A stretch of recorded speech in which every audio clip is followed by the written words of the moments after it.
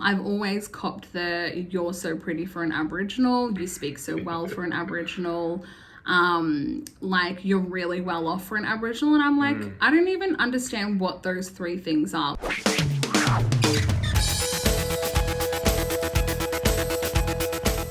My name's Allira and I'm a proud Yorta Yorta woman. Hello, my name is Phoebe, I'm Cookajung and Mullariju woman from Far North Queensland. How you doing? My name is Ben Russell. I'm a Birrappa man from Curry, New South Wales. And I'm Emily. I'm a Barkindji Waka Waka Birrigubba woman, originally from Broken Hill, but now living here on Gadigal country.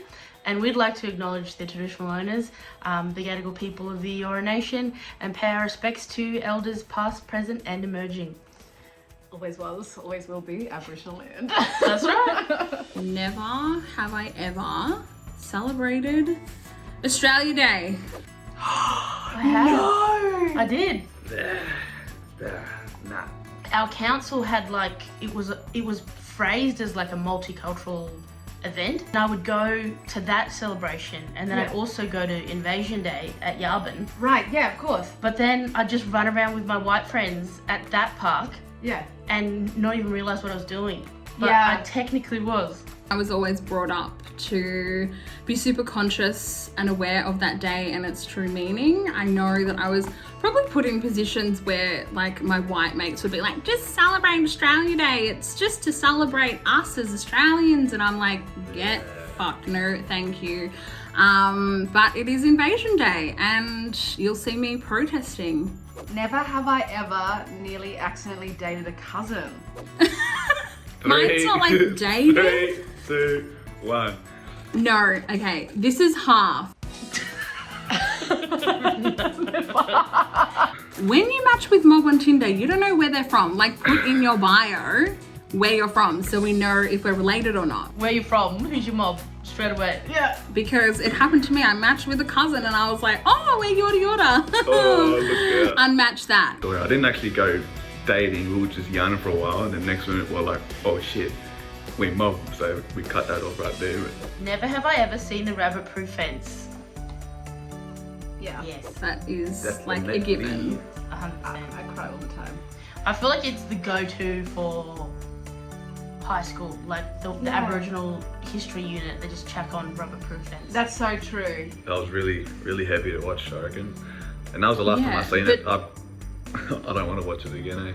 That's actually, if they actually, talk about Aboriginal history in this country. if they bother Which to. my school did. But I don't know about you, but when I was in high school, they made us watch it.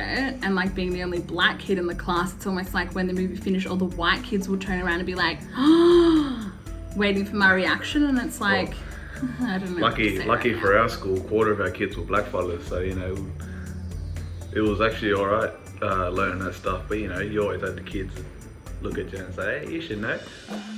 Never have I ever played the didgeridoo. I have. Hell no, I don't want to get sick. Like I said, it's something I do when I'm down in Victoria. I first learned how to circular breathe, which is like the continuous breathing with a didge in year 7. They had us with a cup of water and a straw and they told us to blow the bubbles and keep them going continuously. I've also got my own one too, so I've burnt my own patterns in it. I wish I had it with me. I've seen it pop up recently, the people trying to tackle gender issues. It's not the place for that. I've never, because I'm a female, and women shouldn't play it for multiple reasons, but I'm not here to give a free education lesson, that's for sure. Women just don't play it, it's that simple. Never have I ever whistled at night. Oh, no way. That's too scary. I like getting the reactions You- from yeah. people about why you don't whistle at night. Explain why you can't whistle. Because when I was a little girl, my parents told me that if you whistle at night, Gwingans will come, monsters and spirits will come and scare you in the night, so I never whistled. They look at you like you're crazy. You're like, nah, it won't happen. Next minute I'll be laughing when a ghost grabs them at night. Yeah. I did it rebelliously as a child. Really? We probably shouldn't, but I have, because I feel like that's what most of us young kids would have done growing up. Probably something's going to happen to me later on. Never have I ever climbed Uluru. Never. No. I have never been to Northern Territory. Well, I feel like there's tours that you can take and they take you around the perimeter and the beautiful landscape around it. And just know for like cultural and spiritual reasons and respecting country and land, you do not climb Uluru. Yeah, I would never walk on it. I think I've just known that since I was a kid. I love hearing them stories though, Literally. because they're actually true. Like 5 years ago, I was in Cairns for the Laura Festival. We go to this sacred site and they had a little reception place there, and this person dropped off like a little container with dirt and had a letter with it. And we were there reading it, and it was just a big sorry letter like, oh, we didn't know this is part of sacred country. Apparently the dirt burnt their tent because they took it from the sacred site. And they were camping one night, the dirt actually burnt the tent like it, I don't know, somehow spiritually heated up. But I believe them if they returned the dirt back to the reception place with a sorry letter. Like, Never have I ever called a place its traditional name. all the time. God is good Yeah, all the time. Yeah. I have. Yeah. I do it quite often. I call it Taree, like where I'm from, by its name, which is Jaree. It's the place of mangroves, so like all the mangroves on Taree. That's how it's got its name. I feel like it's getting more common now, like even just referring, say that you're in Gadigal country if you're here in the city of Sydney. And I've seen on Facebook, which is good to see now, they've put Aboriginal names in all the cities, so when you arrive, it actually is good to call it by its traditional name. So yeah, it's nice though, hey? The things that, it's more positive, I think, Yeah. and people get more familiar. Definitely. People are interested, I would say. They want to, yeah. I think our generation is definitely, opening up that conversation. It's not forced. Yeah, no, not forced at all. Never have I ever had someone ask me to educate them when it was easily Googled. Oh, We have this thing called the internet. Yeah, but people don't know that because they think that you're Aboriginal and it's like free education. The worst thing is ever like, how do I say this in Aboriginal? oh, This has happened so intensely, abruptly this year with the Black Lives Matter. That's, got the earrings on. And people think because you have a platform on social media that it's your job to educate them on Aboriginal culture. And I'm like, no, it's not. I just think that there were so many situations where I was just like, how do you not know this? Or like, it's not my responsibility. Wouldn't you to be tell embarrassed? Yeah. Yeah. Google Like, it. shame job.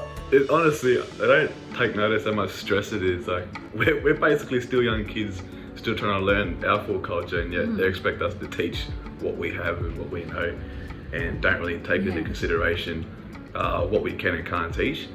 Obviously, you got men's business, women's business, stuff only elders can teach, only so much that they can know. So they've got a whole internet platform now, and they want to ask us these questions.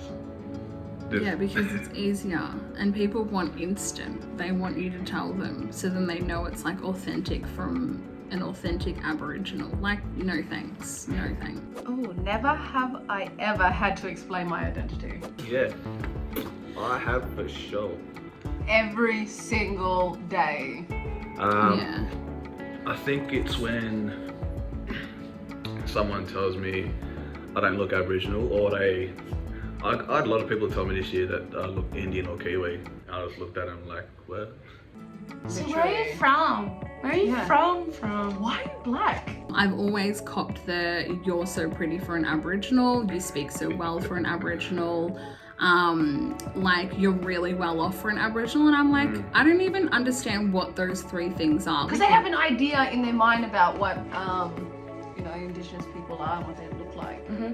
But when they say that too, like they're saying it as Aboriginal people are only like this one thing, and whatever they think it is, it's like we're not that. Only time I'll explain my identity to someone is when we're at a gathering mainly and you're meeting new mob. Black lives still matter, and I don't know, I just feel like the momentum still needs to keep on going from brands, businesses, people, organisations, whatever it may be.